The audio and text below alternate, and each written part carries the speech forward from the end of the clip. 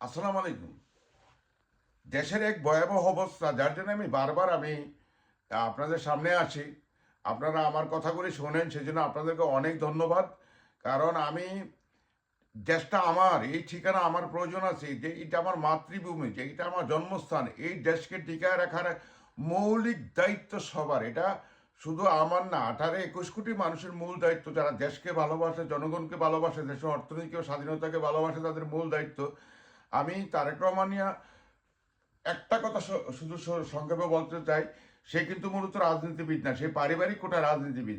সেই শহীদ প্রেসিডেন্ট জিয়াউর রহমানের সন্তান, খালেদা জিয়ার সন্তান হিসাবে সে রাজনীতিবিদ, দলের চেয়ারম্যান, অন্য কিছু না। সেটা ইউনিভার্সাল ট্রু। যদি আমি তারেক রহমানের আমলনামা নিয়ে দুইটি কথা বলবো শুধু। একটি কথা হলো, 5ই আগস্টের পরে একটা গোপন সূত্রে জানা গেছে উনি বাংলাদেশের ব্যাংক ডাকাত, কুখ্যাত ব্যাংক ডাকাত যে আসালম আছে, যে ভারতের দোসর, ভারতের রয়্যাল এজেন্ট, সে কিন্তু এই 5ই আগস্টের পরে তারেক রহমানের সাথে একটা গোপন মিটিং করছিল। তো গোপন মিটিংয়ের অর্থ কি? সেটা হলো 1000-2000 কোটি টাকা লেনদেন হয়েছে। যে শর্ত কি ছিল? শর্তটা ছিল বিএনপি ক্ষমতায় আসলে যাতে আওয়ামী লীগকে বাংলাদেশে পুনর্বাসন করে, যে মামলা টামলা হয়েছে যেগুলি, এই বিএনপি ক্ষমতায় আসলে যাতে এদেরকে বেকসুর কালার দেয়। এটি নাম্বার 2। আপনারা দেখেন বাংলাদেশে যত যে এখন 5ই আগস্টের পরে নির্বাচনের উসিলাতে, নির্বাচনের অজুহাতে দেখা বেরিয়েছে আওয়ামী লীগের সাথে বিএনপির হাইকমান্ড হাজার হাজার কোটি টাকা ঋণ খেলাপি করছে। ঋণ খেলাপি মানে ব্যাংকের টাকা খাইয়ে লাগছে। তারাও ওই অ্যাসালামের মতন আর টাকায়, অ্যাসালাম বেশি খাইছে, বিএনপির নেতারা, হাইকমান্ডের নেতারা কম খাইছে। এই হলো মূল ইতিহাস। তবে এখন যেটা, যদি অ্যাসালামের মিটিং, আনন্দবাজার পত্রিকার খবর, আনন্দবাজার পত্রিকা কি বলছিল, যে ভারতের সাথে সমঝোতা করে তারেক রহমান বাংলাদেশে গেছেন, তাইলে এটা তো একবার ক্লিয়ার খোলামেলা কথা হয়ে যায়। উনি সরাসরি ভারতের এজেন্ট, রয়্যাল এজেন্ট, আমেরিকার দালাল, ইত্যাদি ইত্যাদি। এটা এখন আপনারা সবাই হাতে মোবাইল, সবাই নিউজ দেখেন। এটার গোপনে কিছু নাই, ফ্যাকেরও কিছু নাই, সেটা ইউনিভার্সাল ট্রু। এখন কাউকে নতুন করে বিদ্যা শিক্ষা দিতে হয় না, সেটা আপনারা জানেন। তো নাম্বার 1, অ্যাসালামের সাথে মিটিং, হাজার হাজার কোটি টাকা লেনদেন।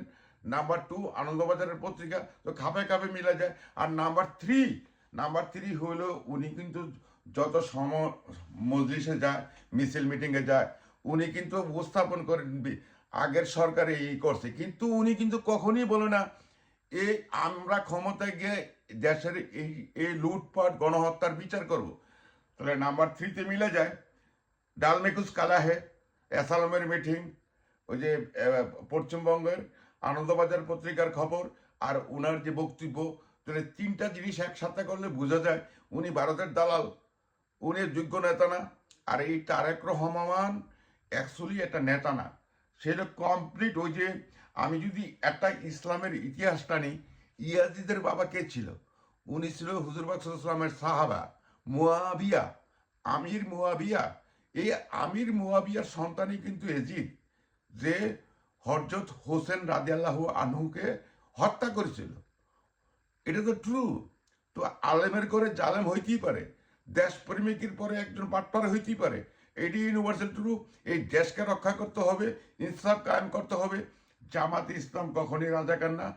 এই যে বাংলাদেশের লক্ষ কোটি টাকা জনগণের নিয়ে গণহত্যার শিকার হয়েছে, তারা কেন রাজাকার টাইটেল পায় না? তারা কেন হিন্দুস্তানি দালাল না? ওই 71-এর একটা তসবি ধরছে, 71 তসবি দিয়ে তারা লুটপাট করবে, রাজনীতির নামে দেশটাকে খালি করবে, রাজনীতির নামে তারা দেশকে ভারতের হাতে উঠাই দিবে। এটা আমরা কখনোই চাই না। বাংলাদেশ জিন্দাবাদ। তবে তারেক রহমানকে বয়কট করুন দেশকে বাঁচাতে হলে, এটা আমি জোরালো অনুরোধ করছি। আমিও জিয়ার একজন ছোটখাটো কর্মী। আমি 39 বছর বিএনপির সাথে পরোক্ষভাবে আমি জড়িত ছিলাম। আব্দুল মালেক, কয়েস সবাই জানে, দেশও জানে, ঢাকাও জানে। আমি একজন জিয়ার সৈনিক। বাংলাদেশ জিন্দাবাদ, ইনকলাব জিন্দাবাদ।